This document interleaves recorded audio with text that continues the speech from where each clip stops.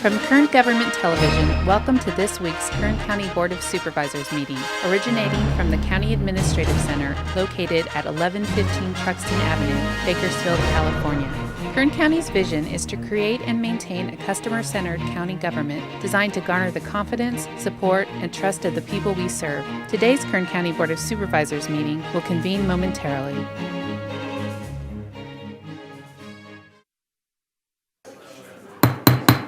Board to reconvene. Madam Clerk, please call the roll. Supervisor Gleason. Here. Supervisor Scribner. Here. Supervisor Maggard. Here. Supervisor Couch. Here. Supervisor Perez. Here. Thank you. Good morning and welcome to the Tuesday, December 5th, 2017 meeting of the Kern County Board of Supervisors. We're going to begin today's meeting with our flag salute, and that will be led by Lito Murillo, the Director of Aging and Adult Services for the County of Kern. If you could please remain standing after the flag salute for a moment of prayer, silence, or meditation, whichever you prefer. Good morning. Please join me in a pledge of allegiance. Ready? Salute. I pledge allegiance to the flag of the United States of America and to the republic for which it stands, one nation, under God, indivisible, with liberty and justice for all.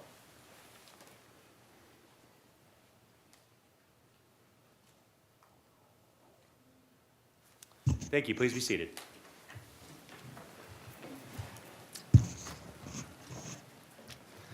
All right, we will begin with our consent agenda, and if you'd like to follow along with our agenda today, they are located, printed out on the tables by the exit. All items listed with a CA above the item are considered to be routine and non-controversial by county staff. Consent items will be considered first and may be approved by one motion. If a member of the audience wishes to comment or ask questions regarding an item or items on the consent agenda, they may do so prior to a vote being taken on the consent agenda. A member of the board may remove any item from the consent agenda, and it will be considered in listed sequence with an opportunity for any member of the public to address the board concerning the item before action is taken. So at this time, I will read the consent agenda items. Starting on page 2, item 2, as well as 4, 5, and 6 are on consent. On page 3, all items 9 through 15 are on consent. On page 4, all items 16 through 23 are on consent. Page 5, items 24 through 29, as well as 31 through 33 are on consent. On page 6, all items 34 through 41 are on consent. On page 7, items 42 and 43 are on consent, as well as 45 through 49. All items on page 8, 50 through 57 are on consent. And finally, on page 9, all items 58 through 64 are on consent. Do we have any members of the audience who would like to make any comments on the consent agenda? Okay, seeing none, I'll return to the board and ask if any board members would like to remove an item. Otherwise, I'd request a motion to approve. So moved. We have a motion Second. and a second. Please cast your votes. The motion is approved. All ayes. Thank you. And I'd like to announce that that the board will not be conducting a special meeting on Monday, December 18th at 9 a.m. as stated on page 12 of the agenda and under upcoming meetings. And so just to make a note of that, we will not be having that special meeting on December 18th. All right, that takes us back to page 2 of our agenda. Item number 1 is a resolution honoring Charles F. Collins, Chief Deputy County Counsel, upon his retirement with 28 years of dedicated service to the County of Kern. And Supervisor Gleason is going to make this presentation. Motion on resolution. Second. Please cast your votes. The motion is approved. All ayes.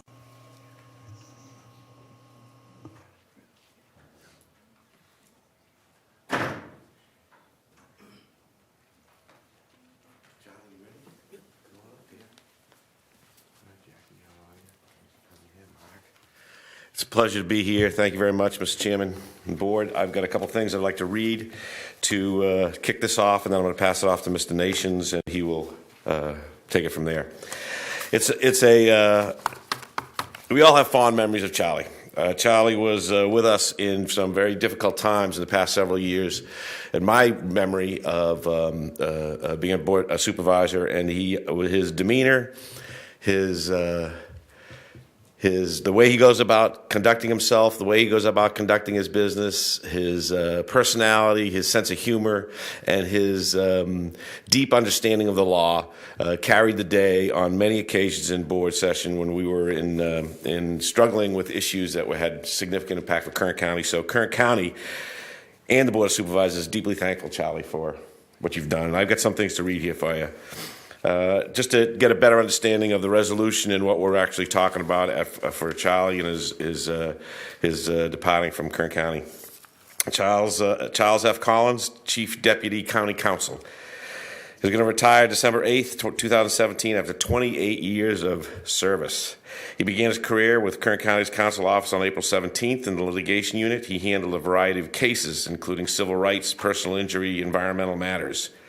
He later moved to the advisory unit where he advised the Board of Zoning, Adjustment, Waste Management, Environmental Health, and other departments.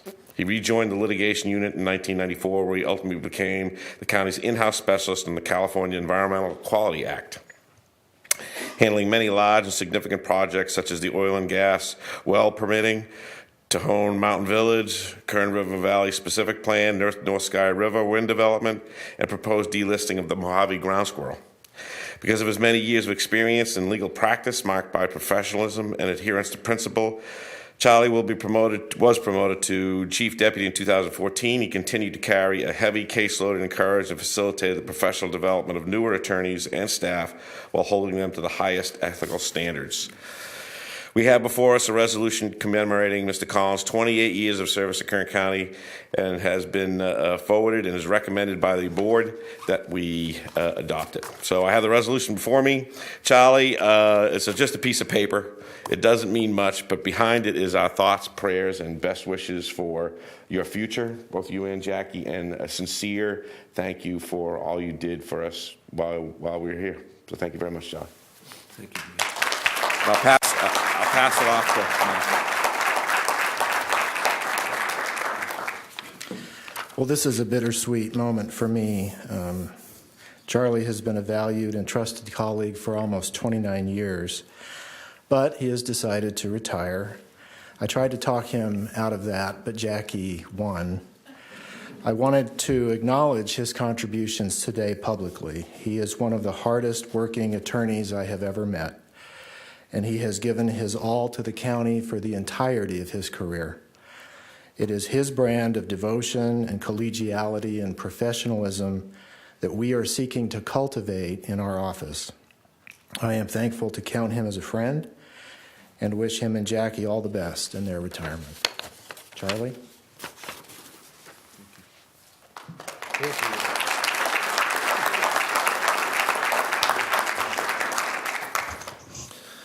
Thank you very much. I've always been honored to represent the county and your board throughout these many years. I've been lucky. I've got to work with Mark Nations, who's just a terrific lawyer, a leader, and great human being almost throughout the whole time of my career here. I have got to work with wonderful attorneys, and I want to particularly thank my paralegal over the years, Nancy Georgeson, who really has been my partner in the practice of law for many, many years. And I really also want to thank the people I've got to represent throughout the county, not only your board, but the many people from the departments, in particular to thank Lorelei Oviatt and Craig Murphy and the planning department, which is, I was telling Craig this morning, they're the best planning department in California, and it's just been a joy to work for them and get to work on all the many projects they have, many of which we have prevailed in court on, thanks to them and their wonderful good work. Lorelei has a motto about making sure that our briefcase is not empty when we go to court, and it's always been true. But I also want to thank all the people I work with up in the County Counsel's office. It's a great crew up there. The lawyers are terrific. The support staff is wonderful. we just have a tremendous group up there, and I know they will do well in the future. And lastly, I want to thank my wife of 39 years, Jackie. Where are you? For putting up with me throughout this time, and all the weekends that I spent down here rather than at home. There were many, but now I'm going to spend those weekends at home and enjoy it. But I wish all of you the best of luck in the future. Thank you. Thank you.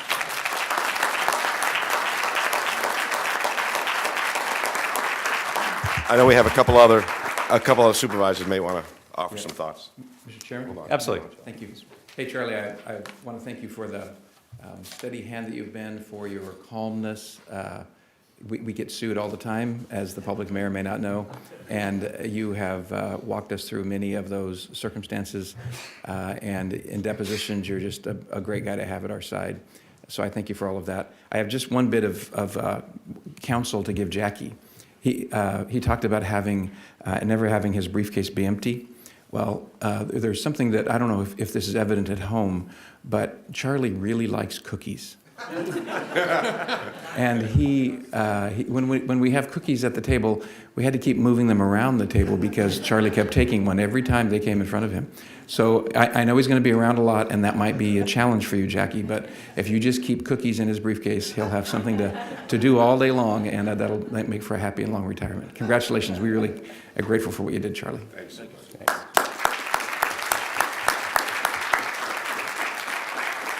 Any other comments? Great. Charlie, I have heard on multiple occasions from people in the legal community outside of Kern County how much they respect you and what a great job you do. And so I think that is a great testimony to your professionalism, is when your colleagues outside of the county really think so highly of you. You've been great to work with, great to be around. Wish you the best. Thank you so much. Thank you, Supervisor. Thank you, Charlie. Thanks. Appreciate it.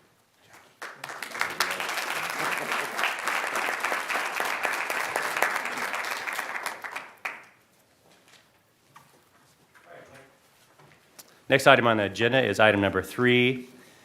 This is under public requests. Request of Tammy Burns, Manager, Early Childhood Services, Early Childhood Counsel of Kern, to submit the council's 2016-2017 annual report.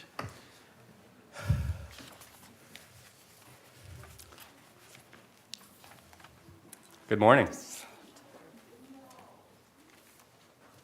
Good morning.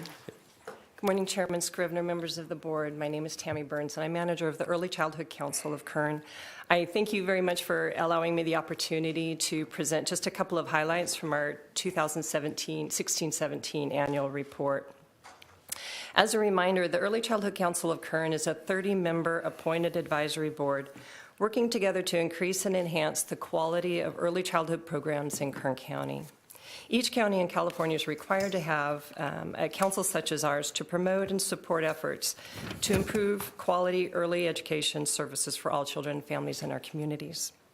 Some of our responsibilities include coordinating the Kern Early Stars system, conducting child care needs assessments, which are used to determine local priorities and for the development of strategic plans, informing the community regarding the importance of high-quality early learning experiences for all young children, distributing educational stipends through the Early Care and Education Retention Project and the California Transitional Kindergarten Stipend Program. We coordinate trainings for professionals in the early childhood field.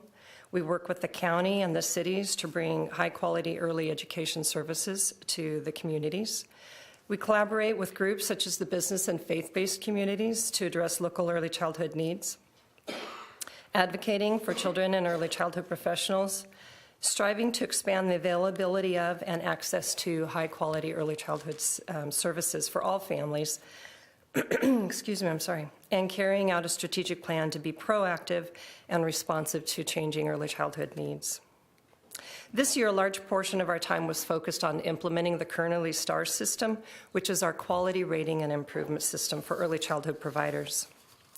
With 4 funding sources through the California Department of Education and First 5 California, We provide the opportunity for state and federally funded programs, private centers, and family child care providers to participate with training, coaching, and assessments to measure the current levels of quality work towards achieving higher standards to improve child outcomes. The program maintained 9 staff members, including 7 coaches. In total, we had an operational budget of almost $2.8 million this past year to implement the system throughout the county. Currently, there are about 107 licensed family child care providers and 82 child development centers participating at various levels. We conducted 110 class and environment rating scale assessments, offered 16 formal trainings, and rated 45 family child care providers and 57 child development centers. Those provider ratings and more information about the system are on our Kern Early Stars website. We also completed the 16th year of the Early Care and Education Retention Project by awarding more than $285,000 to 372 early childhood professionals working directly with children in state-funded programs here in Kern County. These participants completed 670 hours, college-level units, and 5,099 hours of professional development. Along those same lines, we distributed $15,000 to transitional kindergarten and state preschool teachers to help them meet new state education requirements. The council only has these funds until March of 2019 to provide education and professional development reimbursements. In addition, we coordinated the annual Wendy Wayne Education Scholarship. We also coordinated the annual Kern County Infant Toddler Seminar with workshops for 149 participants. We coordinated 5 center directors' professional learning communities with a focus on leadership, and co-coordinated the biannual Kern County Child Development Conference at the Rabobank with 448 participants from throughout the Central Valley. The council met all of its regulatory requirements, which includes the submission of our annual geographical priorities and multiple written and verbal reports to our governing bodies. Serving as an information distribution hub and resource, we convene the agencies and school districts that hold contracts to provide subsidized child development services in our county. In regards to the community, we provide technical assistance and respond to requests for data and materials related to increasing the supply of early childhood services in the county. Supply and demand estimates are calculated, supporting documents are provided, and referrals to other agencies are made as appropriate. We also use social media to distribute information to the community. We developed a brochure to help parents understand the difference between transitional kindergarten and preschool, and provided resources to help them make informed choices for their child. And lastly, the council also contributed more than 153 volunteer hours participating in local events and community service projects.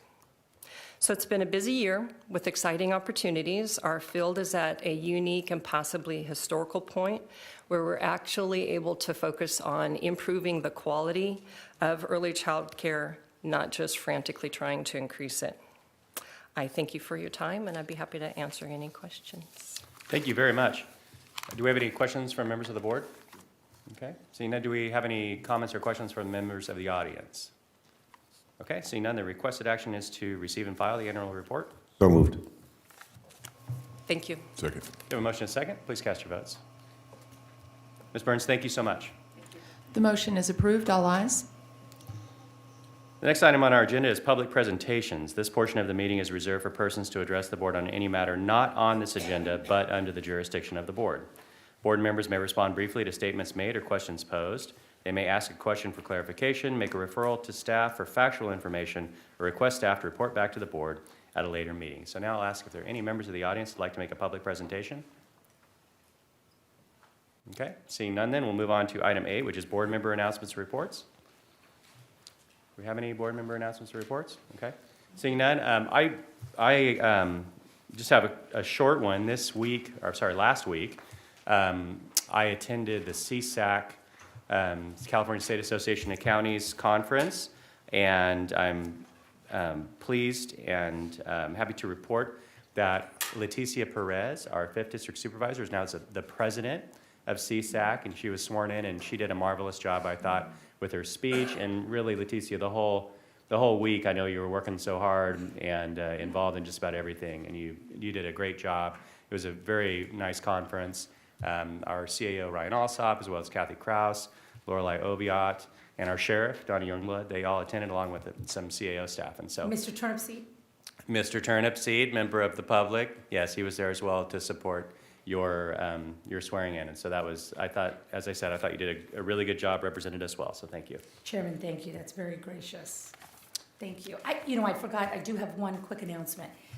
Thank you, Chairman. On December 18th, myself and Councilman Willie Rivera, along with the Kathy Romley, she's the chair of the local Democratic Central Committee, will be having a drive. In the past, we've done pajama drives for the homeless shelter for kids, but it has come to our attention that the Dream Center, that's recently has a new location, has a really great need for small toiletries and socks for foster kids that they care for, because a lot of these kids sleep couch surf or are homeless.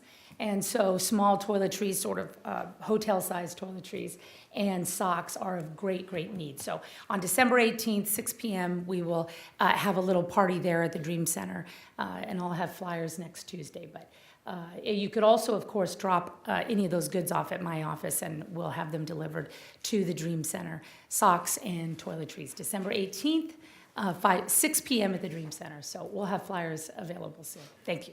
Thank you, Chairman. Thank you, Supervisor.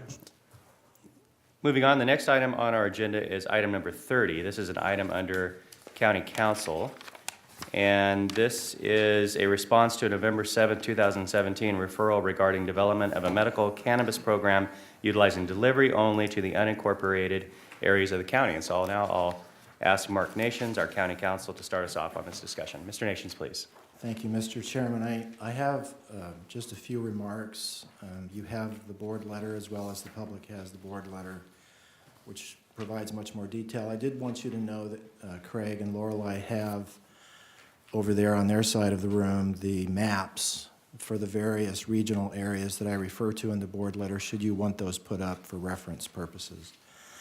In response to your referral of November 7th, regarding development of a program that would allow for dispensing of medicinal cannabis by delivery only, we surveyed jurisdictions around the state and looked at the Medicinal and Adult Use Cannabis Regulation and Safety Act and its implementing regulations, which were just recently issued. As I have explained in my board letter, it is certainly feasible to develop a program along the lines of what was proposed by the referral. The city of Hesperia recently adopted a program with many of the elements mentioned in the referral. Such a program permits a certain number of dispensaries in industrial zones. The dispensaries would be closed to the public, would not be allowed to conduct sales at the location, but would conduct transactions at the residences of qualified patients or primary caregivers. Record-keeping requirements could be inserted into the program, and periodic reporting on sales information required. The dispensaries would be required to have a state permit before they could operate, which would mean they will have passed the background checks, inspections, and other requirements imposed by the state program.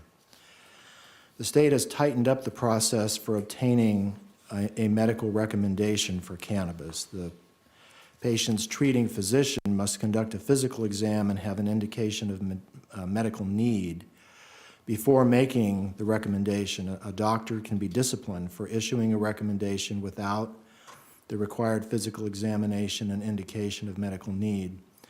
At this point, we do not believe there is anything more that local jurisdictions can implement with regard to the process of issuance of medical recommendations, since the state has occupied the regulatory field in this area, and any local provision would be preempted.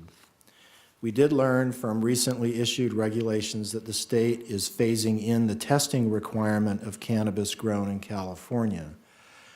During 2018, cannabis sold through state-licensed dispensaries will not have been tested for certain chemicals because the testing is being phased in over time, as explained in my board letter. If that is of concern, the only solution would be to wait to create a delivery program until full testing has been implemented by the state in 2019. I would be happy to answer any questions throughout, of course, the process of this matter, and the recommended action is to receive and file my report. Thank you. Thank you, Mr. Nations. Any questions from the board before I go to the public? Okay, seeing none, are there any members of the audience who'd like to make any comment on this item? Okay, seeing none, I'll return to the board.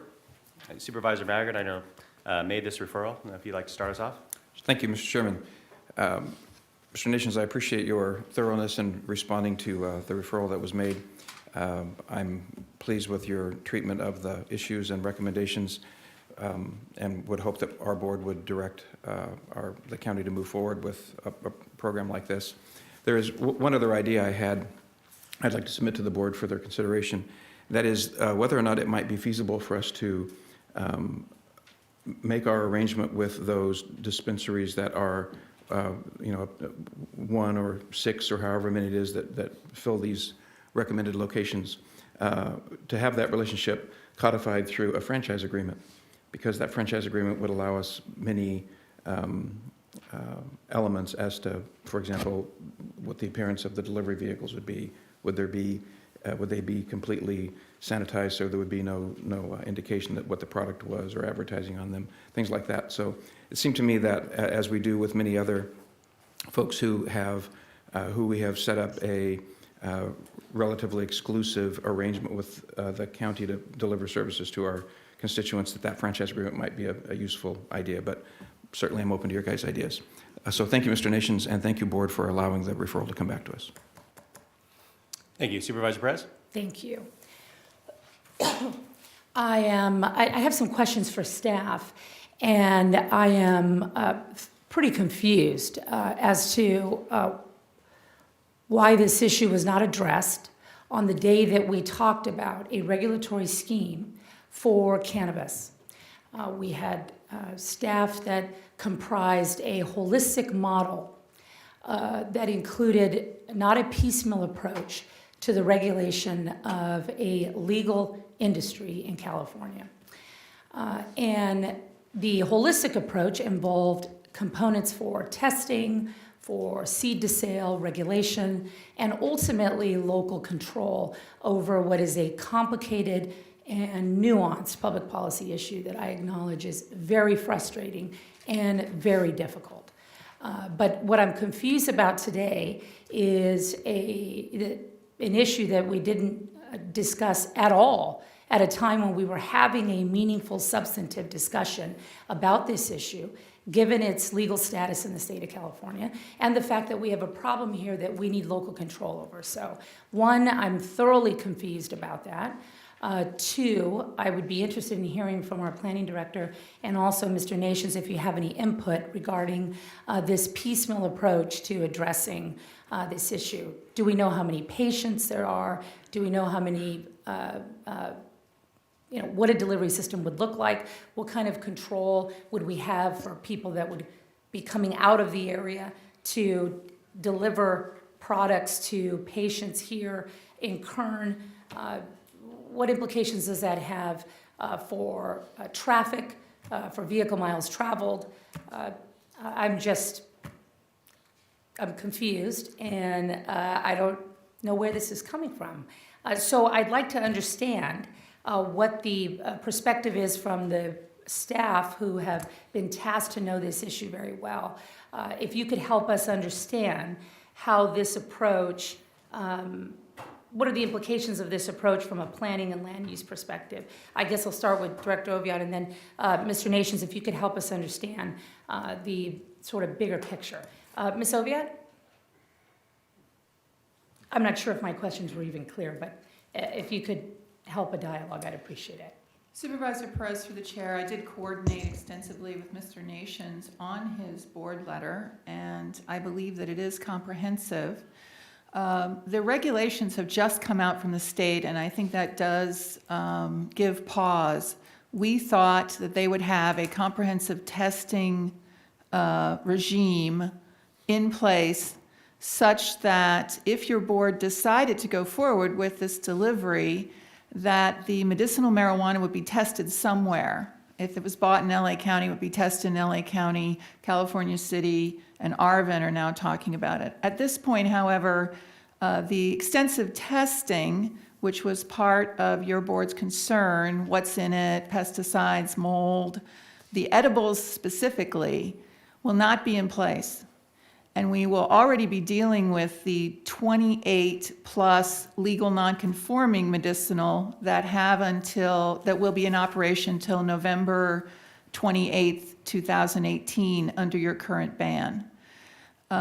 So that is something for your board to consider, that perhaps waiting to implement some of this idea until after July 1st, when the state has said they will have testing regulations and testing up to speed, might give your board more assurances that the products that are being delivered are safe and that the edibles are safe and that there's some way for Matt Constantine's group to interact with that.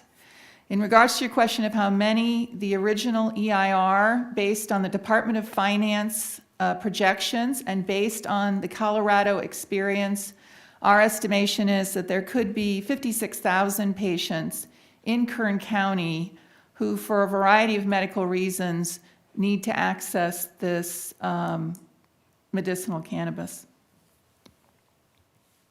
Mr. Nations, do you have anything to add?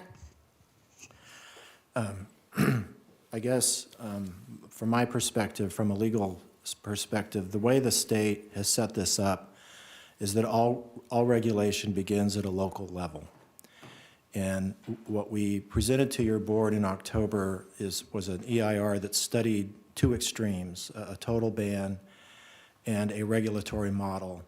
And your board has the discretion to develop something in between those two extremes. The city of Hesperia is the specific example that comes to mind, where they have limited their entire cannabis regulatory program to delivery. I don't know if that's something that's catching on across the state or not, but it's the one example I could find. So what we presented in October was the full range, and what came in the referral on November 7th was we'll take a look at just doing a little part of that. What do we know about, what can we do in terms of local control or local regulation over a product that is being moved from outside the area? Any jurisdiction in California, for example? Yeah. What control, what methodology, what does that look like? Yeah, that's an interesting question, because the statute specifically provides that you cannot, you being a local jurisdiction, cannot restrict the transportation of cannabis on a public roadway. Where the issue that is being debated now in the state is whether a local jurisdiction could ban delivery within its jurisdiction. In other words, you can drive through Kern County on I-5 with it, but you can't stop and deliver it. There's disagreement, and the law is not clear. And so I hope that answered your question. So what local control do we have over a product coming into Kern County? Let's say from now to July, and then of course after July, there'll be a more comprehensive regulatory scheme involving the testing issues as just conveyed by Director Oviatt. So clearly things will change after July. What would we expect, let's say, from now into July in terms of control, regulation, management of product being driven into Kern County? Well, we have a ban in Kern County, but you cannot, under the state scheme, prohibit the transportation on public roadways of cannabis. And so you can only, a licensee under the state scheme can only deliver to another licensee. In other words, a cultivator could only deliver his product to a testing center that's been licensed by the state. I see. So if we did not adopt this scheme, then folks could simply transport their product through here on the 5 or the 99 or another route, but they couldn't stop and deliver to legitimate patients. Well, again, that's an issue that has yet to be resolved, and some local jurisdictions have banned out of jurisdiction deliveries within their jurisdiction. And they can do that? Well, that's not clear, Okay. whether they can legally or not. Do you think it's reasonable that the timeline for July, that we will have regulations in July? Does that seem realistic and reasonable to you? I think so. They have emergency regulations that they've issued. I would imagine the regulations in July. You're referring to the state regulations? Yes, the regulations that Ms. Oviatt referred to, the state regulations on testing that we expect July. Right, yes, You think that's a reasonable timeframe? yes, I do. Okay, so what is your do you have a recommendation or specific to how we should proceed on this matter, or are you simply advising us of the consequences and letting us decide? Exactly. Okay, smart move, probably. Mr. Nations, thank you, you're always very helpful. I'll hear from my colleagues, thanks. Sure. Supervisor Gleason. I got some thoughts.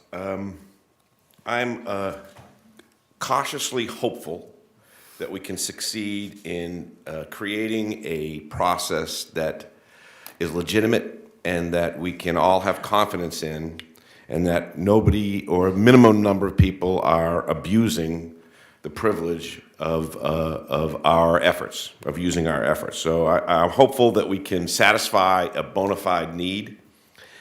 And I'm also hopeful that the fraud is that occurs in the current scheme we have, or we had, we can eliminate or at least mitigate most of it. I have a couple questions as far as Mr. Maggart's view of franchising. I don't clearly understand that. I'd like to understand more about that, but I do agree that the more controls we have in place, the more opportunity there will be for me to have confidence in the legitimacy of what we're trying to do.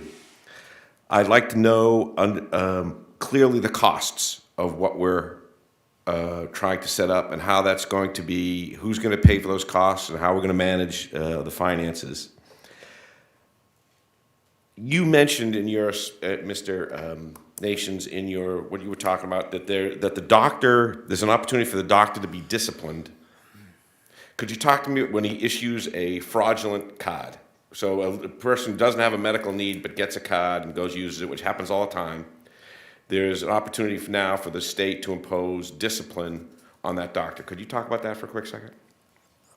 Certainly. I don't have a lot of experience with doctor discipline at the state level, but they are governed by a state medical board. And if it comes to the attention of that board that a doctor is issuing recommendations without compliance with the state law, then his medical license is subject to being revoked.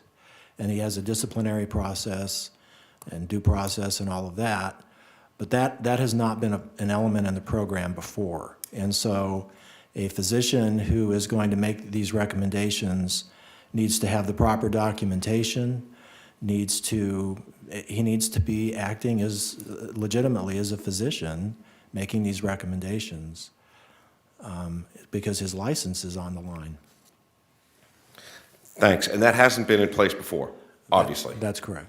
And so I'm hopeful that I think the most opportunity for fraud in the program we're trying to develop is going to be at that end of the supply line, where the person who consumed the product but doesn't need it for medical reasons, gets a card anyway. We see that all the time. Ms. Oviatt, I have a question for you. One of the things I read in the write-up was that it seems to be leading us into a direction where we're going to have 6, or maybe I read it wrong, but we're going to have 6 centers, something on North Center, Desert, 3 on Eastern Kern, 3 on Western Kern, something like that. I know it didn't say that, but I got from that that's the direction we're heading, which causes me concern because I'd like to have some science behind how we establish how many and where we put these distribution centers. Could you talk about that for a second? Yes, just to create the geography, if we could have the overhead turned on. The the analysis that we did with council, the computer, apologize, looked at where industrial occurs. So the idea would be that this would go into industrial. And so the most, there are some industrial, for example, Cal Portland's industrial, which obviously is not appropriate for, it's completely taken up by a mine. So these are the areas that we identified as having appropriate industrial for an operation. And as Mr. Nations indicated, this is where are we here? The 4 metropolitan Bakersfield areas, the North Mountain area, the North Central and Southeast Desert areas. That doesn't necessarily mean we have to have 6. However, there is an issue with traffic. If we are having deliveries only, leaving from these places, we need to be clear that for a patient to wait for someone to drive 100 miles one way to deliver something is probably not going to be an economical model that works. So part of the idea would be for your board to think through in these areas dispersal. Is it 6? Is it 4? 1 in the mountains, 1 in the desert, 1 in metro, those types of ideas, such that we have more of a dispersal, which is what you heard from the patients. The concern that, and there is an economy of scale here in regards to the cost of gasoline, the cost of, moving the product. So we started with this. And it was based on where industrial is available. Thanks, appreciate it. So there'll be more conversation, more discussion, and there'll be a logic behind how we determine how many stations we develop. Correct, and one of the questions will be, since we have 28 legal nonconforming, many of them are now going to go, beginning this week, been on notice and are going through a process of, 1, going through the building permit inspection process, and if they make it through that and they fix their deficiencies, and they get a letter from us, then they have to go through the licensing. There may be some natural, organic shakeout where we end up with some of these operating properly in industrial areas, and they already have a license that your board may want to consider. Okay, we'll take that up when we get there. Appreciate that. My understanding of what we did last month when we had this conversation was that, and I think I was quite clear about it, is that I supported the ban, but I wanted to find a way to accommodate bona fide needs, that patients that came up and spoke right there, I believed, many of them, that they have a legitimate need for medical marijuana despite it being a Schedule I substance right by the federal government. So I said that I was supporting a ban and that we have a plan in place now where those persons can still be satisfied by growing their own, they have 12 plants or 6 mature plants, they can still do that, but that they were still going to be in existence because of our ban, the way we had set it up, for another year. And we had a year to go from where we were to the ban to create a system of capability of providing medical marijuana to those people in need.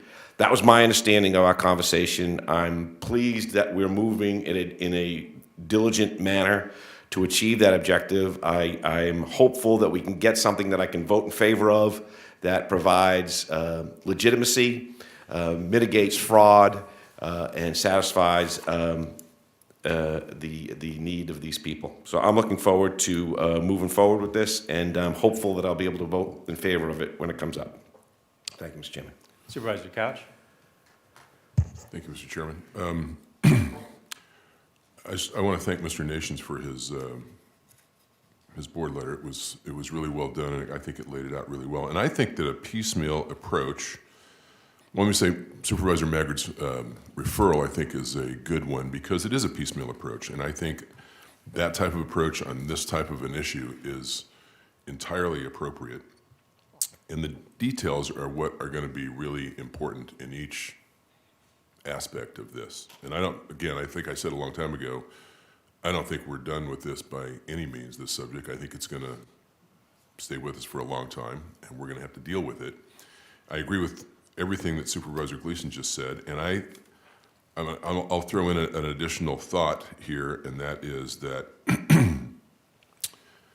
I think a committee of 2 supervisors to work on some details with staff that can bring back some sort of a recommendation that at least 2 of the board have really vetted and taken a look at is worthy of some consideration. Thank you. Supervisor Gleason? Thank you, Mr. Chairman. I forgot one last thing. I also believe, I'm looking to satisfy the bona fide need of these people, but I also believe that this may help us enforce our ban.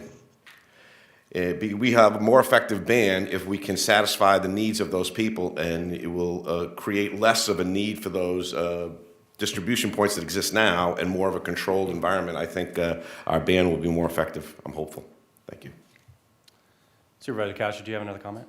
I was just going to suggest that since Supervisor Maggard brought this referral up, that if the board chose to go with some sort of committee approach, that he should be on it. And I think that if I had to choose another one, I would choose Supervisor Gleason as well. Thanks.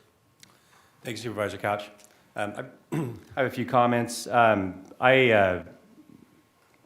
like Supervisor Gleason said, when we had the hearing last month, and we did vote for a ban, I indicated that I was sympathetic to what I feel are some legitimate need as well, and had a desire to find a way to accommodate, if possible, legitimate patients. I do have some concerns with the proposal for delivery. Not saying that I may not support it ultimately, but I do have some concerns about it. I received some communication from some folks that just called and left messages anonymously. They were concerned about the privacy issue. You know, if this delivery vehicle is coming to my neighborhood, then my neighbors, you know, they know that I'm using this product. I don't know what the vehicles are going to look like, and I think that that's why I was intrigued by your idea, Supervisor Maggard, of some kind of a franchise. That way we could have some control over what the vehicles look like. Are they going to be marked in any way? Are they not going to be marked? I think that either one of those have big implications on how this program may ultimately work. I'm also concerned about security. If the dispensaries that I have inspected, going out with code compliance, there's a lot of security that is there. The doors are secured. There's usually a security guard, et cetera, because we have seen crime that has occurred at these dispensaries. You have a product that is attractive, I believe, for theft, and then you have, I think, a lot of cash that is being exchanged. And so I don't know how that would work if you have these vehicles going into residential neighborhoods. I don't know if they're going to be targets for theft, if we would have a safer environment if rather than doing the home delivery, if we had storefronts where people could go in industrial areas. I think that is really critical. I don't want dispensaries in commercial areas. I think that they're not compatible with other businesses for a lot of different reasons. At least that's been my experience in places like Rosamond and Mojave in my district where these dispensaries are operating. The situation in Rosamond is ridiculous. There are about 20 dispensaries in a town of 18,000 people. Most of that business is coming from Los Angeles County, from Lancaster, Palmdale, Santa Clarita, et cetera. I'm sure of it.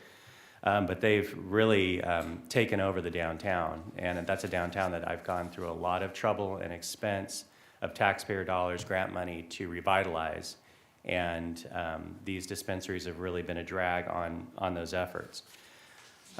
Measure G was passed by 69% of the voters in Kern County several years back, and that, in general, said that these dispensaries would go in industrial areas with setbacks from schools and parks and libraries and other sensitive use. And so if 69% of the public felt that was a good idea, I don't think that we should necessarily abandon the idea of having storefront rather than or in conjunction with delivery. But what Ms. Oviatt said in regards to waiting until July 1st to see if state testing is in fact in place to ensure that there's more product safety, that Mr. Constantine's department, the Public Health Department, would be able to ensure to some extent that the products were safe. I think that's good advice. It also, I think, gives us time to really sort through this.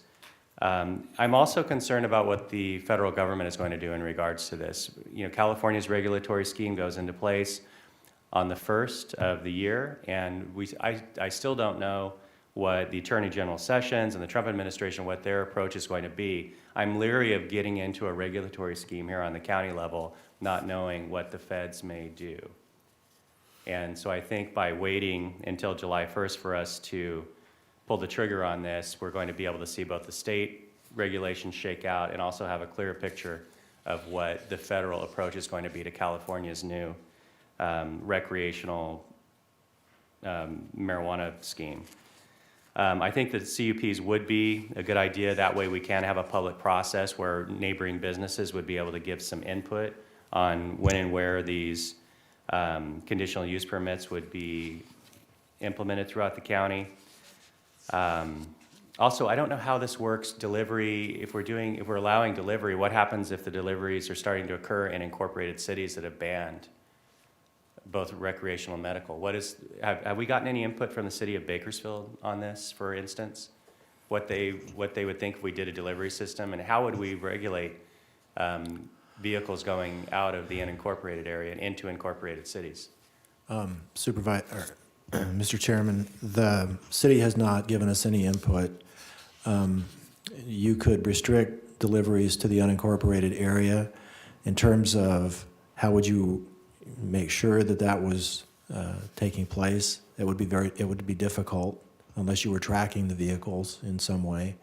I will say the City of Hesperia program does provide that delivery vehicles are not to have any external markings of any kind, so you could require that. We could also, I would imagine, if we did some kind of a franchise, we could require GPS on the vehicles so we would know where they were going, if they were going into incorporated areas, et cetera. Right. I mean, we do that with, I believe, with some of the other franchises that we have. You could. Okay. Okay, so those are my thoughts right now. Do we have any, did somebody else punch in? Are you punched in, Supervisor Couch? Did you punch in again, or is this from before? I apologize. Okay, Supervisor Perez? Thank you, Chairman. Mr. Nations, you said 56,000 medicinal users in Kern is the estimation by Department of Finance. Was that total users or medicinal? Lorelei said that. Oh, I'm sorry. Thank you. Ms. Oviatt, 56,000 medicinal? Supervisor Perez, through the chair, that's an estimate based on the number of users the Department of Finances, and then we took statistics from Colorado and Washington State, which the Department of Finance is also using, showing the percentage of adult users, in other words, just the adults, and then the 18-year-olds who would have possibly medicinal cards. That's how we came up with that number. It's based on the statistics. Because of the HIPAA laws, there is no way of really knowing how many customers there are, but based on the dispensaries telling us we have 5,000 customers, we think that's, it's in that range. Okay, that makes sense. That's helpful. You anticipate 56,000 medicinal. Do you have a figure for adult use that I would anticipate would grow with January 1, or maybe already has? I'm not sure. Supervisor Perez, actually, the state does not believe it will necessarily grow. They believe as many as 50% of medicinal people will move to recreational, that it was not really, as Supervisor Gleason used the word fraud. Even the state of California, even the cannabis industry is indicating that at least 50% of those people. So we are predicting that of the adult users, there may still only be about that we may only be regulating an industry for maybe 50,000 people out of our 889,000 people. But those are, once again, numbers based on estimates. We don't know. We certainly don't anticipate that that Kern County is going to be a destination the way Denver or Colorado and these other places are at some point. Those are the best estimates we have from the new Cal Cannabis, the Department of Finance, and estimates from what's happened in other states. So what is your anticipation regarding how many delivery vehicles it will take to service 55,000 patients here? Supervisor Perez, I did not bring the environmental impact report, but we did an extensive traffic, and your certified environmental impact report would clearly cover this. There are mitigation measures in there, however, that require that any facility, such as a CUP, does have to go through a more intensive local analysis by the roads department to figure out what other kinds of requirements they would need, as well as we would have to look at parking for delivery only. You know, where are these vehicles actually being stored overnight? How is that product? So that has been covered in the environmental impact report that you certified. Okay. What is your, do you have a professional opinion regarding the impact on the black market, both in the condition that we're in today and then under the proposed delivery model? Supervisor Perez, I do not have an opinion on that. At this point, your board has banned, however, you have allowed legally this legal nonconforming industry. At this point, we're still reviewing, but we at least have 28 of these facilities which have been providing medicinal marijuana. California City is just doubled their permits for growing of medicinal marijuana. The city of Arvin is going to grow medicinal marijuana. It appears that there is a sufficient supply chain. The only possible missing piece is testing. And certainly, as your board considers new regulations, you could, as a companion to this idea, permit one testing facility, which has to be independent, cannot be owned by any of the dispensaries. You could institute the ideas that have been brought forward in the original regulation, where they had a software system that was with a county portal that you could track, and you could actually have one testing facility that could provide the assurances you may need, and also provide for the tracking that I believe your board might be interested in. And that testing facility could then also be profitable because it could also work with California City and the city of Arvin and their needs.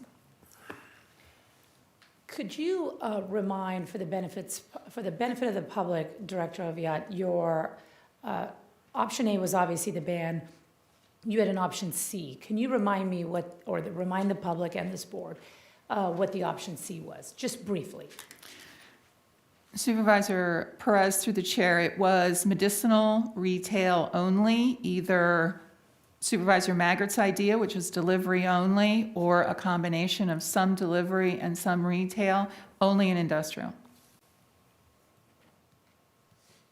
And what was option C as to testing? There were 5 testing facilities to support both the indoor cultivation and these retail. If you did not have cultivation and you only had, say, 4 of these medicinal operations, one testing facility would be sufficient. That's very helpful. Thank you, Director Oviatt. Mr. Nations, do you have a professional opinion as to the impact to the black market, either in our current condition or under a proposed delivery-only model? No, Supervisor Perez, I've never formulated an opinion on that. Okay, that's helpful. I'll wait to hear additional input from my colleagues. Thank you. I don't see any additional requests to speak from members of the board. Supervisor Couch did make a suggestion of, I believe it's an ad hoc committee is what you're suggesting, to refer this item. As I stated before, I think that us waiting until that July 1st date to implement anything is a good idea, and that would give the committee time to work through some of the questions and concerns that the board has expressed. So but I don't think you made a formal motion in regards to that. I could do that. We have some standing committees. I was just wanting to make sure that Supervisor Maggard got a chance to be on that because this was a referral that he made. I don't remember the structure of those standing committees.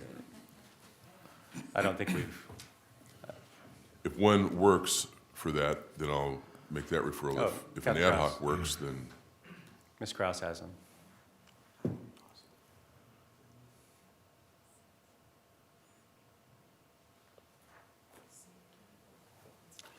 Okay, Supervisor Couch, I'll pass this over to you, but we do have, on public safety, we have Supervisor Maggard and Perez that are currently the members, and on planning, it's you and I. And then there's others, there's health and social services, which is actually Gleason and Maggard. right? And that, I think, was your suggestion. Here you go. Why don't I refer that to the Health and Social Services, is it Health and Social Services Committee? But refer this issue to the Health and Social Services Committee. That's the motion. You're on that one. I mean, is this an item, do you want to be on? That's fine. I don't mind at all. Okay, any other board members have any Supervisor Maggard, you punched in? I'm happy to serve on that subcommittee with Supervisor Gleason and would second Mr. Couch's motion. Okay, I think it's prudent for us to take some time to fully vet this and do it appropriately. There have been many constructive ideas put forward, and I think it's prudent of us to take some time and fully vet it. okay. Any other comments or questions by members of the board? Okay. You have a motion and a second. Please cast your votes. The motion is approved. All ayes. Thank you. Ms. Oviatt, thank you for your work. Mr. Nations, thank you very much for your work on this, on the memo, on the board item. Next item on the agenda is item 44. This is an item under the fire department. This is a appeal by Charles Dunn to contest administrative order issued by department hearing officer to uphold administrative citation number 1104 for illegal burning, fiscal impact $500 administrative fee. And we have our fire chief, Brian Marshall, and some of his personnel with us. Chief Marshall, good morning. Good morning, Chairman Scrivener, members of the board. I'm joined today by Battalion Chief Aaron Duncan, who oversees my fire investigation division, and Captain Chris Cagle, who's a fire investigator and the hearing officer, which will be referenced in today's presentation. The item before you is an appeal by Charles Dunn to contest an administrative order issued by the fire department hearing officer to uphold an administrative citation. On Saturday, June 25th of this year, at approximately 7:30 in the morning, our fire units from the Lake Isabella Fire Station, Station 72, were dispatched to smoke in the area. And this was in the area of Keysville, off of Highway 178 and 155.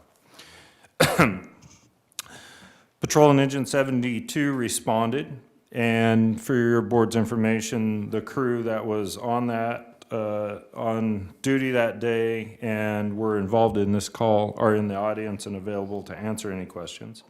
They responded to the incident, and as they arrived in the area, they were met by a Kern County Sheriff's deputy.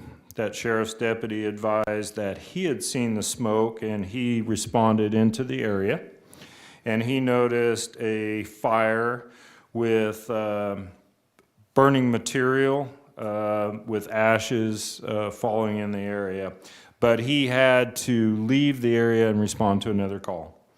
Our fire units responded into the area, and they were met by Mr. Dunn, and they noticed a fire burning in an old washing machine basin, the tub, if you will. There were branches in this washing machine tub. They were sticking out of the washing machine tub, and flames were 2 to 4 feet above the top of this washing machine tub. The fire captain and the crew on duty witnessed ash falling into the brush piles that were located on the property. And this area is in the wildland area of the Kern River Valley. It's next to federal land, and at the time of this incident, the federal firefighting agencies had put a complete and total burn ban in and around their land.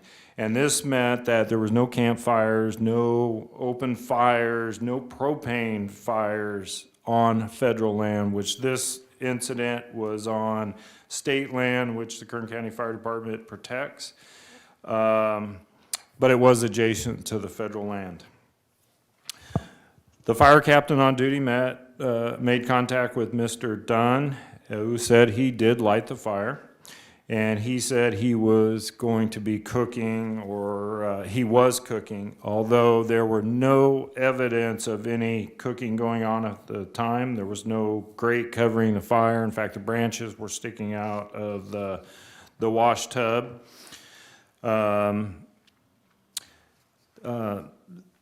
And again, this was a early morning incident, but in the Kern River Valley, as we've seen during the Erskine fire, that fire burned extreme fire behavior all night long and into the morning. So these are the conditions that were prevalent that morning. And in fact, this call came nearly 1 year to the date after the start of the Erskine fire. The crew talked to Mr. Dunn, and in the Kern County Fire Department, we do not like to issue citations. Our goal is to educate people on the hazards of what they may be doing and the processes that they have in place, and we want to educate to prevent anything bad from happening. It's a lot easier to educate somebody and get the cooperation. And at this time, we tried to educate Mr. Dunn that this was a dangerous situation, put the fire out. The embers were flying out of the burning tub, landing in the surrounding areas. This very well could have started a fire, which would have spread into federal land and possibly created another Erskine situation. The conditions are ripe for a wildland fire on June 25th in the Kern River Valley. The crew had some conversation with Mr. Dunn about cooking. He did have some barbecues in the area. Again, there was no grate over the fire. And this fire was burning. Our crew advised Mr. Dunn to extinguish the fire. It was dangerous, and it could, spread to the grass, and we could have a big problem in the Kern River Valley. Mr. Dunn refused to put the fire out, and our captain, again, had several, different approaches to try to get Mr. Dunn to extinguish the fire. Again, education on what the potential could have happened was what we were trying to do. Mr. Dunn refused to extinguish the fire. Our crews had no other option other than to extinguish the fire. Mr. Dunn was issued a citation, and that's in your package, and this citation is for illegal burning. And let me stress that a fire that is even could be a cooking fire, could be so hazardous based on the conditions, the wind blowing embers, that it becomes a hazardous situation that we would want to put that fire out so it does not cause a problem. And that's what we try to stress with Mr. Dunn. This is dangerous. This has the potential for a large fire. Mr. Dunn refused. He was issued a citation which he refused to sign. So we extinguished the fire and left the scene. At that time, the administrative citation process works where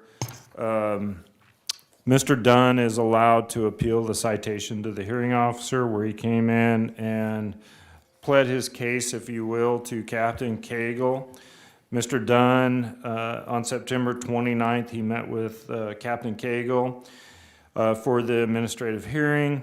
He admitted that he had lit the fire and refused to extinguish it because he was going to be cooking with this.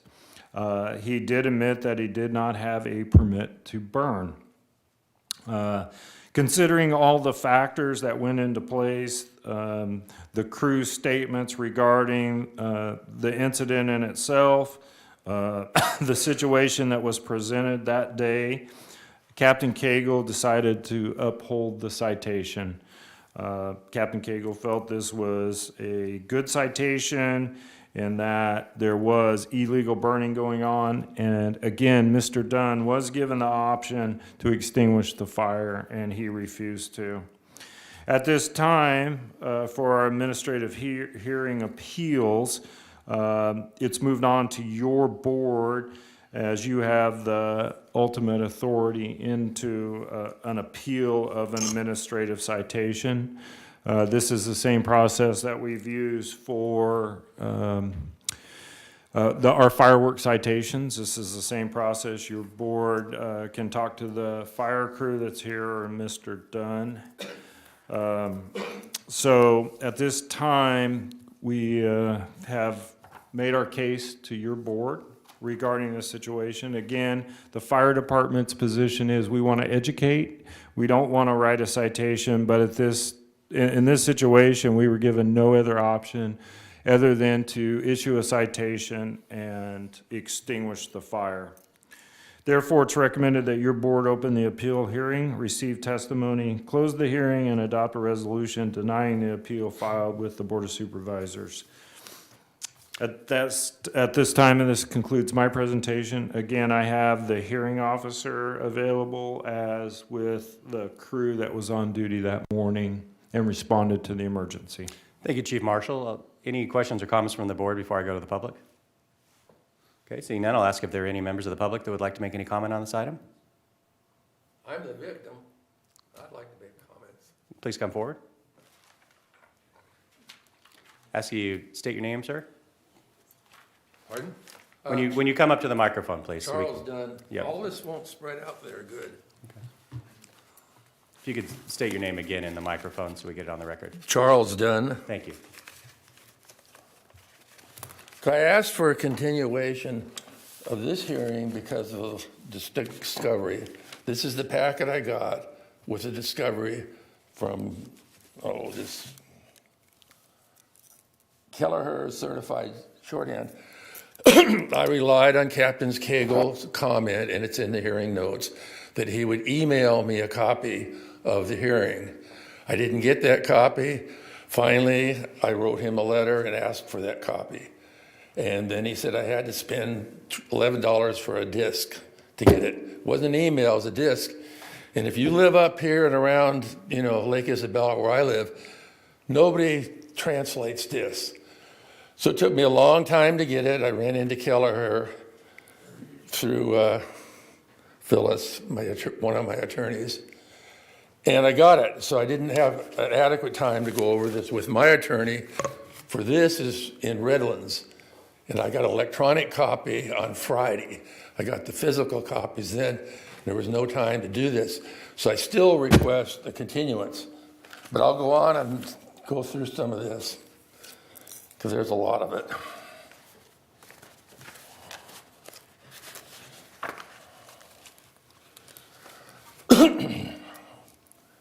Could you have you guys all have copies of the direct observation report?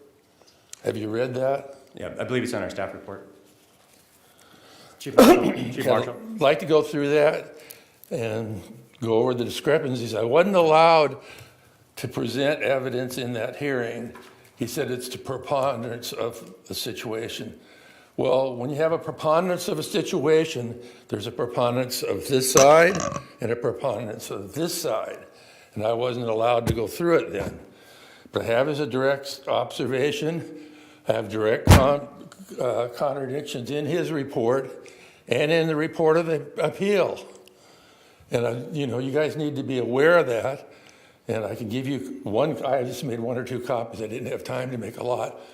But I can go through the direct observation first, and then I have the appeal thing. And what I went through is I went through the appeal, and I went through every problem situation with that. And there are some things that are, just direct contradictions between the direct observation and what was stated in the appeal hearing by Captain Cagle. And having Captain Cagle judge Captain Blake sounds like the fox watching the henhouse to me. I had a problem with Captain Cagle when I first talked to him. He wasn't going to give me a copy of the report. He said it was evidence. I said, how could I defend myself if I don't have the evidence? And he says, well, I read the charges to you. And he says, I will read them again. Well, having somebody read charges over the phone is a lot harder than looking at them and itemizing each charge and going through it. And I finally did get that. When I was issued the ticket, Captain Blake said, the explanation of the numbers that I'm writing you for illegal burning are on the back side of that ticket.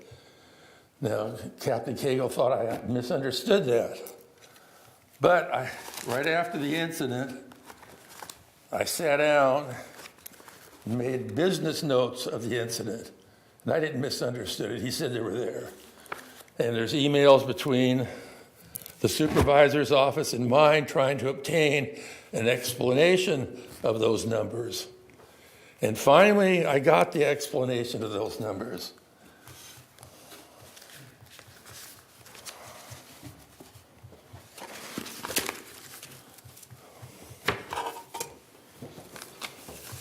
I received this paper here.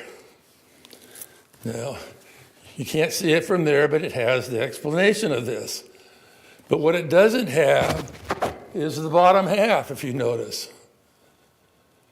And the bottom half has the exceptions to the ticket I got with the numbers I got. And one of them is cooking. And I established, finally, Captain Cagle agreed that, I was cooking. That day was my birthday. And he said June 25th was a Saturday. I thought it was a Sunday, but I don't know. But you guys can check that easy. Anyway, I'd gone to Costco, bought some beautiful big giant steaks. I offered to show him the steaks at the time. I still have the receipts here if you'd like to see them. I have the pictures of the pricing on the meat, and you can compare it to the receipt. They match. But I wasn't allowed to cook. He says, when he first looked at it, he says, I don't see a grill to cook on. I says, look right over there at that metal bench. That is a grill, and I have a small hand grill to put the steaks in. And I have pictures of those grills. I have the exact same grill at home, the exact same hand grill at home, the exact same safe fire pit at home. And I've got pictures of that. He had a concern about the cardboard boxes around the edges. Well, I cut up the branches and put them in a cardboard box, and then I carry them to the fireplace to start my fire. And you look at the definition of agricultural waste. I have that here if you don't have it. And I also have the definition of, lighting is not good in here, but tumbleweeds. We don't have any tumbleweeds on the property. Never have. And I have witnesses that the fact. Agricultural waste, we don't have any agricultural waste. So I can't burn what I don't have. And, it goes down to the contention. He said it's dangerous. And he said it's hazardous. And he said this in the hearing. Captain Cagle did. And the direct observation doesn't say that anywhere. And you can compare the two, and I wish you would before you made any judgment. Compare the two on that. It's not a dangerous fire pit. It's one of the safest in the valley. I have a picture of it, and you can put it on a transparency thing. But my fire pit consists of a wash tub, inside a brick lined with fire bricks, 32 by 32, and it's 18 inches deep. Around that, there is a 3-foot sidewalk. And around that is a 2-foot sitting wall that the captain forgot to take pictures of or mention. And on the outside of that, there's a 4-foot sidewalk. And It's just like, it's a safe fire pit. And he says, oh, the sheriff witnessed, embers blowing. He witnessed embers blowing. There wasn't any wind on that day. You get these sheriffs in here when we get to Superior Court. He said, we can't go to Superior Court on this, but my attorney said we could. He's going to testify there wasn't any wind. And if there was embers blowing everywhere, and it's a dangerous and a hazardous situation, why is there no pictures of it? He's got pictures of other things. Why doesn't he got any pictures of 2 to 4 foot flames coming out? He says that, but they're not there. And and I asked him over and over for his badge number and name. He refused to give it to me each time. He was real concerned about a propane cylinder over there. And he mentioned that several times. I have a propane cylinder, but I don't have a stove that works good. So the trailer was vandalized about 5 years ago, and there's a police report on it. The propane lines were damaged, and it leaks, and you don't use a propane stove. Then he says, well, you have a microwave. And I said, yeah, I'm sure everybody in this room cooks on a microwave. And Captain Cagle says, well, it still provides sustenance. Well, you can eat it raw, and it will too. But you cook not on a microwave, you cook steaks. And these were big, giant steaks. So.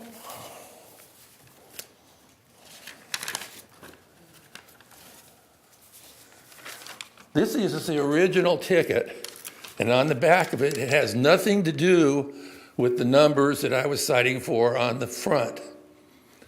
And there's several email exchanges between the supervisor's office and myself trying to get those numbers and see what they really mean.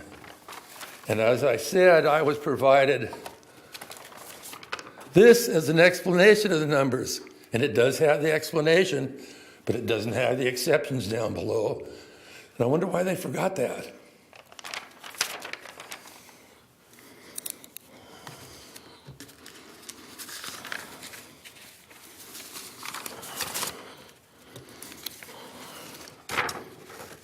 And there was gas cans around. He mentions, oh, there's gas cans.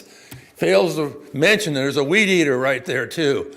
And that's what we use. And he tried to trick me into saying, well, you use gas for starting the fire? And he used the word accelerant. And I've had a burn permit before. You don't use an accelerant. At that point in time, I knew he was trying to trap me. That's when he asked me, he says, well, do you have a stove? And I said, yep. Didn't tell him it didn't work. He didn't ask me whether it worked. The same idea. He was trying to fishing. But let him fish. He's got some beautiful pictures. He forgot to take the picture of the hose that was there. And there's been a hose there for years. We water the mulberry tree there on one side of the sidewalk and the mulberry tree on the other. We constantly have a hose there. But he forgot that hose just like he forgot the 2-foot sitting wall. Of course, and I mentioned he had a bad season, and I realized he did, and he's probably sort of shell-shocked. But so am I when a person uses his color of authority to abuse things. I've got an oak pile here, and I've got all this clearance here, and 7 foot from the wall to the nearest oak. And let me find a direct observation thing.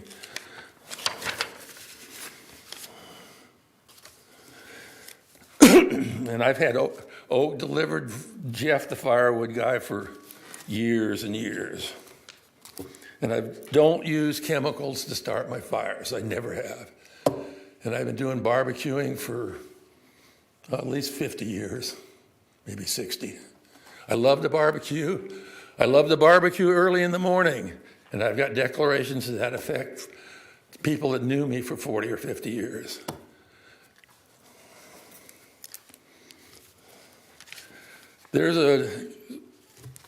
I've got some maps about his approach and the time he approached. He told me he had several 911 calls.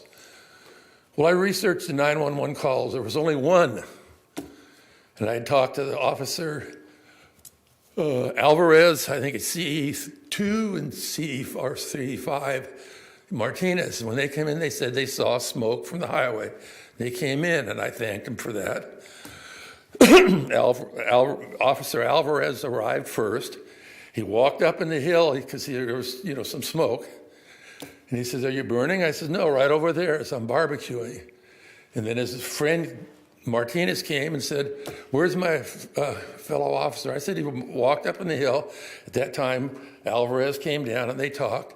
And I offered to cook them a steak. And they said they couldn't do that. I said, well, they could take their lunch then, because I had 3 beautiful, big, giant steaks. You only have one 76th birthday, and I love to barbecue. Okay.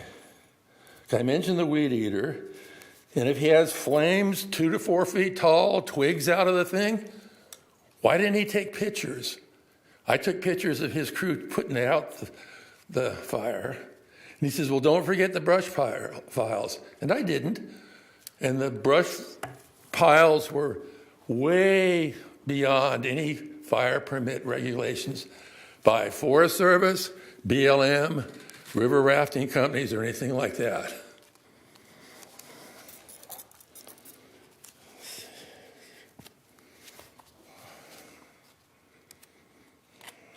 Okay, we went over the grate. He mentions in his direct observation report, I said, you don't need a permit to have a fire on private property. And he says, well, BLM has fire regulations in effect. And he said, Sequoia National Forest has fire regulations in effect.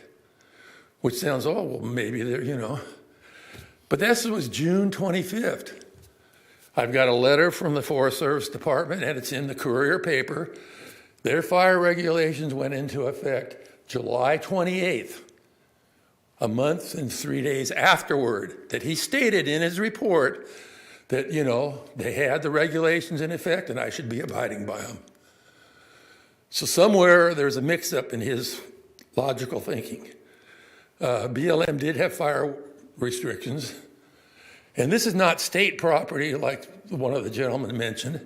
This is private property, 42 acres, and you can see some of the pictures, even their own pictures.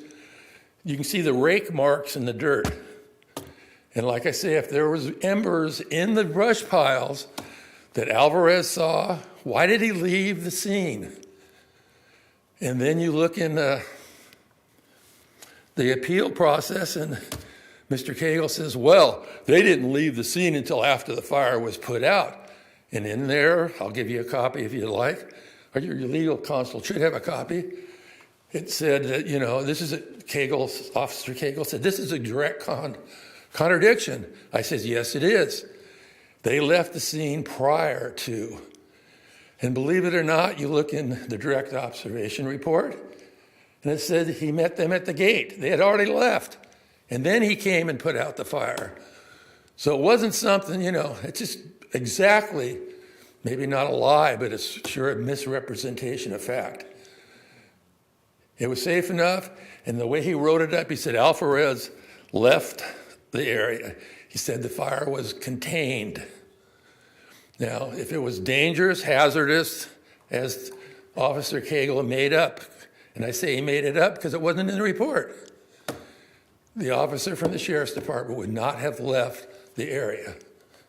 And open is different than contained. And I went over, did I go over the dimensions of the fire pit and everything, and the sidewalks and everything? Okay. That's the safest fire pit in the valley. You're welcome to come down and look at it.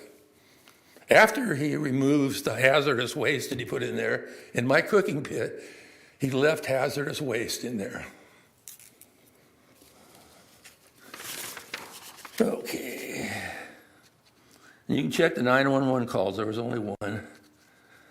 We went over the stove.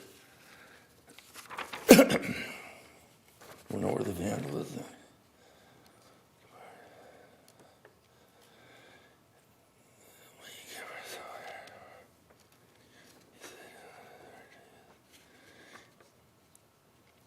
He said, I preferred to use brush in the direct observation report.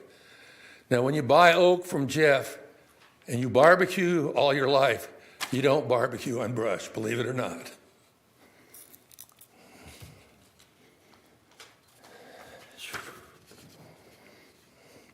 Each time I asked him for his name, badge number, he refused to give it to me. And I said, I'll contact my attorney. And I said that several times, back and forth. My feeling is the public officer, when asked for a badge number and a name, should provide it, unless it's an emergency at the time. But he didn't until after he had written the ticket. I stated he should be bothering tweakers with a waist-high brush, not me. And believe it or not, in Isabella, there's a few of them with a waist-high brush.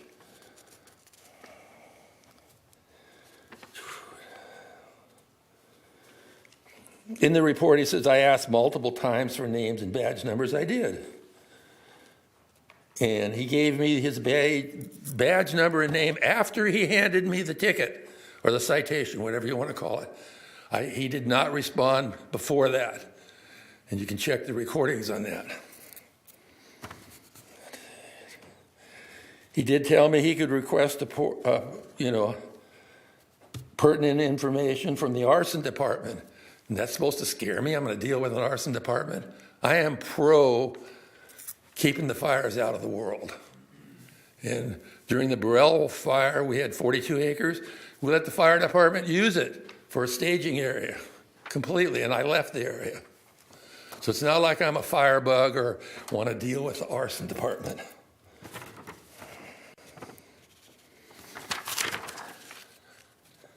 And I was worried about him changing the names and badge numbers, because believe it or not, there is corruption in some public agencies.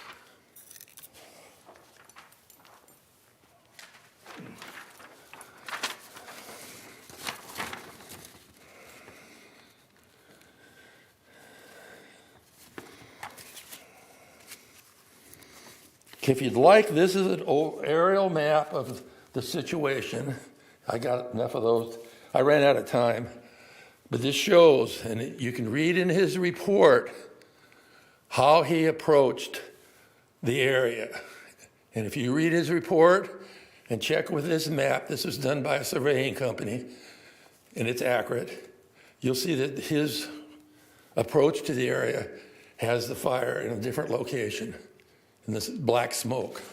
There wasn't any black smoke, and at least that I didn't see, and there might have been, but.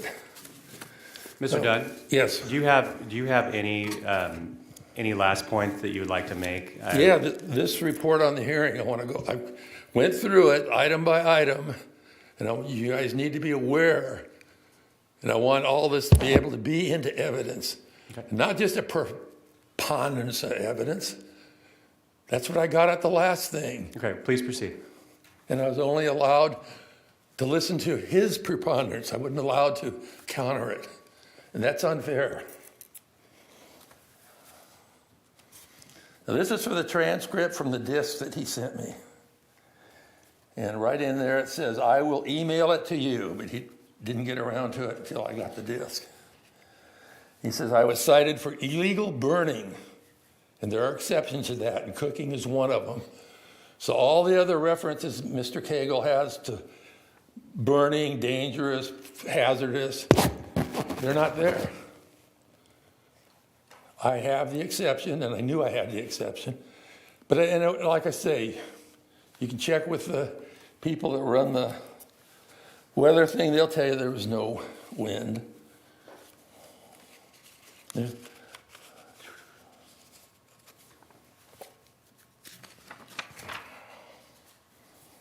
the preponderance of evidence. And I stated each time I was barbecuing. I wasn't building a fire to see the fire. And I told him I needed to cook.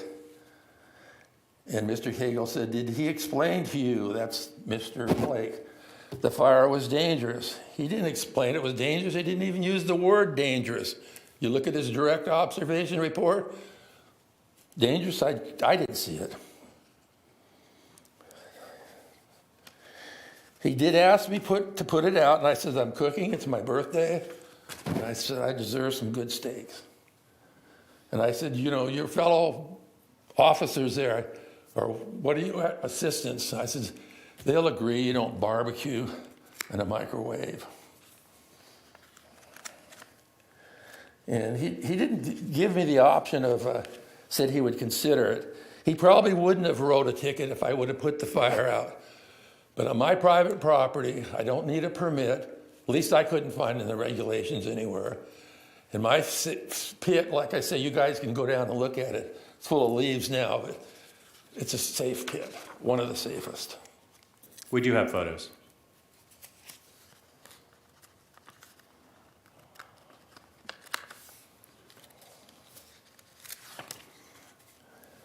I asked for digital copies of his pictures to see if any of them were altered. I never got those.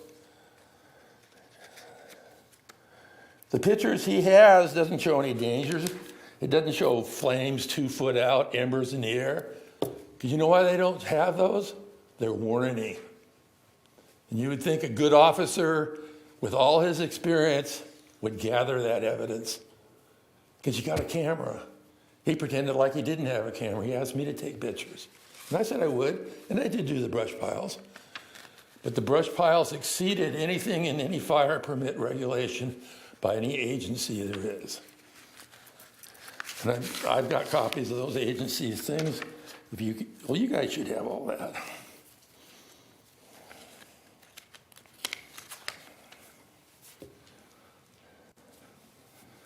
Okay, what's it?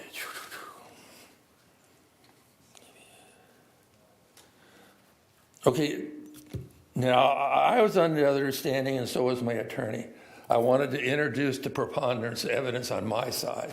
So if we went to a jury trial, but he says there is no jury trial, you can't have one. The Board of Supervisors is your final hope, and it's in his report. My attorney still thinks it isn't, but I don't know. He doesn't know much.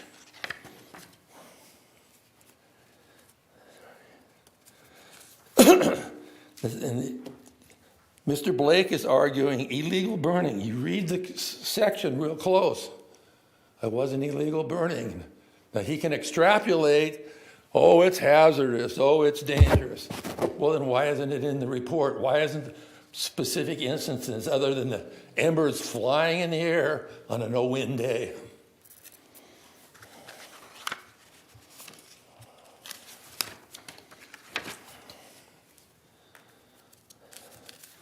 So we went over the little grate. I had pictures of it. It was right on the wall next to the iron bench, which had the big grate on it.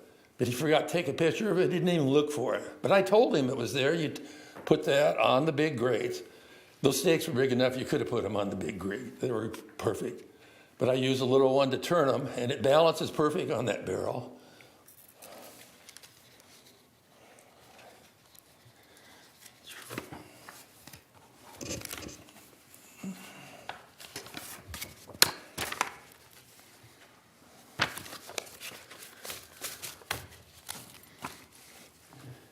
And Mr. Cagle said, do you have a propane barbecue on the site? That I do, but it doesn't work good. And he says, what do you mean it doesn't work good or it doesn't work? Well, it leaks propane and that doesn't work good. And that kind of bothers me, so I don't use that much. Well, I don't use it anymore at all. I'm waiting for them to go on sale to buy a new one. But when you have a whole, you know, there's like 2 cords of wood there, and I have pictures of that. And it's oak. You barbecue on oak. And everybody knows that. Even if you can get substance out of a microwave.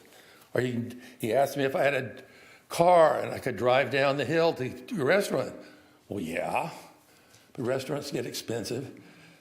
Then he made a reference to the homeless people, and he said, I might have had a case, and it's in here. Let me get it so I quote it. And I agree, Captain Blake is an expert at fires. That's part of the report. I'm an expert at barbecuing. I'm also a good expert at safety. I don't build fires that go embers everywhere. And if there would have been embers, the pictures again. There are no pictures. In the brush piles, Captain Cagle says, well, they sort of disappear. When the ember goes, Our ash goes, when it disappears, there's still evidence of it. You take a picture of it. Modern, cameras on your phone can take a good picture of it.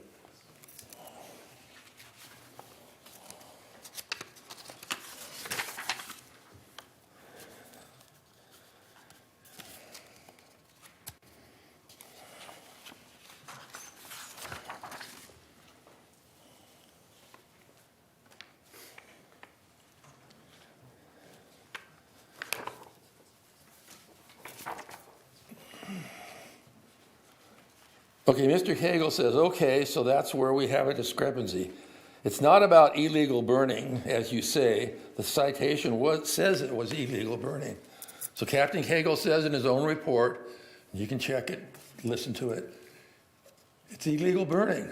That was the problem that he thought, or Captain Blake thought. Mr. Dunn, I believe you made that point. Do you have anything new? No, Any additional points for us? I've only got about 6 or 8 more pages. And I highlighted them to the best of my ability. Okay, we went over the microwave thing already.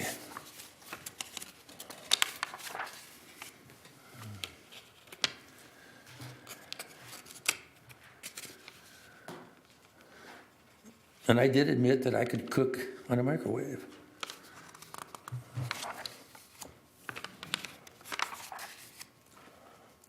Then he asked me to look at my responsibility as a community member. I do. My place is safe.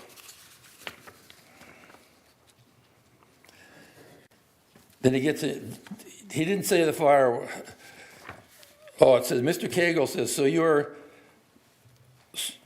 so having you put out the fire that he deemed, that's Mr. Blake, hazardous is a waste of taxpayers' dollars.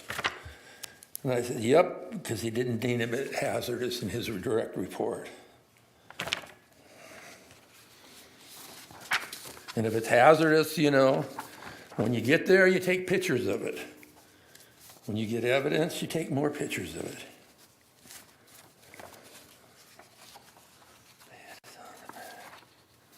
Okay, just a few more pages.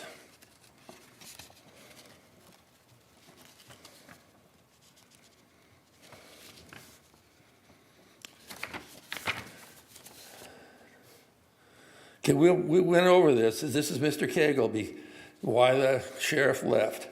Because Captain Blake and his crew extinguished the fire. And my comment is not before they left. And in his report, you'll see that it's cut and dried. He screwed up. Alvarez left. He looked over his shoulder and said, have a good day. I thanked him for stopping.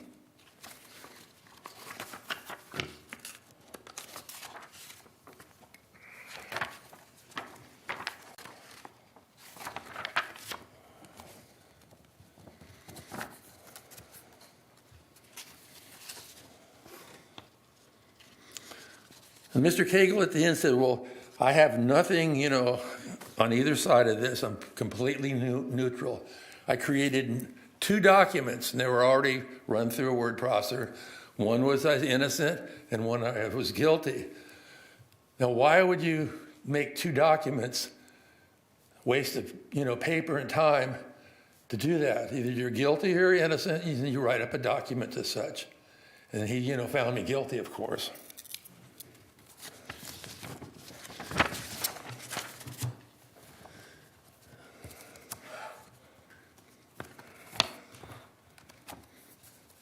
I told Mr. Cagle I was complaining about not allowing to present evidence and witnesses.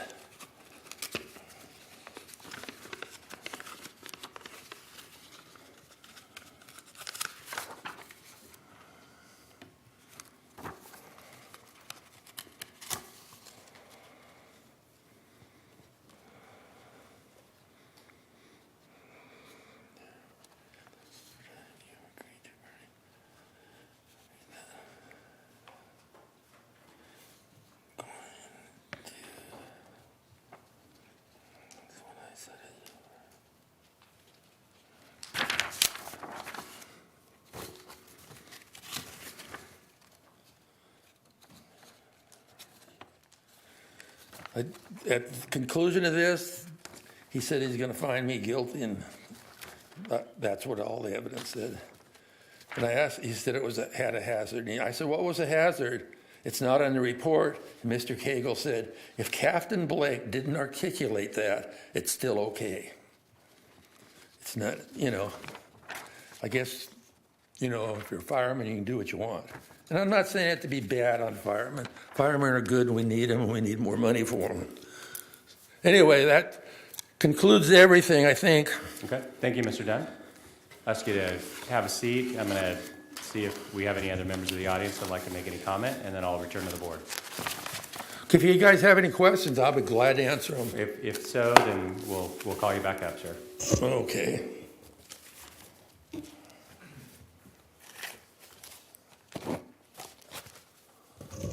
Thank you. Thank you. Now, is Captain Blake is here? Is that correct? I don't know if you have any comments for us, sir? Okay. If we have any questions, then we'll call you up. All right. I'll return to the board. This is in Supervisor Gleason's district, so I'll start with him. Supervisor Gleason. Thank you, Mr. Chairman. You introduced yourself, Mr. Dunn, as raising your hand when you're sitting there and you're saying, I'm a victim. I appreciate after your presentation that you have that perception, and I understand and I get it. But my side of that is I met hundreds of victims, maybe thousands, a year prior because a fire was initiated. And these victims weren't just inconvenienced by not having a barbecue. They had lost their homes. We had firefighters putting out fires on their own homes because of the Erskine fire, which was a tremendous, epic tragedy in the Kern River Valley, which we are all susceptible up there. So your definition of victim and mine are two different things. Well, Erskine fire. Secondly, I'd like to say that Mr. Dunn, please don't respond from the audience. We had your chance. Secondly, I'd like to I heard your request for a continuance, and I'm not interested in supporting that. I know that the audio CD of the hearing with the fire department was sent to you, certified mail. You received the receipt of it and signed it on November 6th, 2017. So the continuance, I'm not personally interested in. The third thing I'd like to say is that hearing through this and sensing what we've gone through since June 25th, now is November or December, it's almost 6 months. I've always felt, as does this board, that I've heard them say many times that we have the best fire department in America. And this is just another dimension of our fire department that is on display here today, and that is not only their skills at putting out fires and their technical knowledge of managing that environment, but also, most importantly, their respect for the public. That is amply on display for me today. I see it in all your people. I'd like to commend and thank you all for for what you do for our public every day in understanding and the process of dealing with the public and the respect that we need to show Mr. Dunn and all other members of our public. So thank you very much. One last question, Chief. How much do you think we've spent on this issue? Give me a guess. Supervisor Gleason, through the chair, we have invested approximately 30 hours of time into putting this all together, not counting the time that the crew responded to the call and was doing the documentation. Thank you, sir. Appreciate it. Thank you, firefighters, for all you do. I appreciate you wearing the uniform and doing what you do, especially in the Kern River Valley. I'm going to support staff's recommendation, and that's my motion. Any other comments? We have a motion. We have a motion and a second. Please cast your votes. The motion is approved. All ayes. Thank you. That brings us to the conclusion of our agenda this morning. We do have one item to consider under County Administrative Office, item 65 in closed session. So I'd entertain a motion to adjourn in closed session. We are adjourned.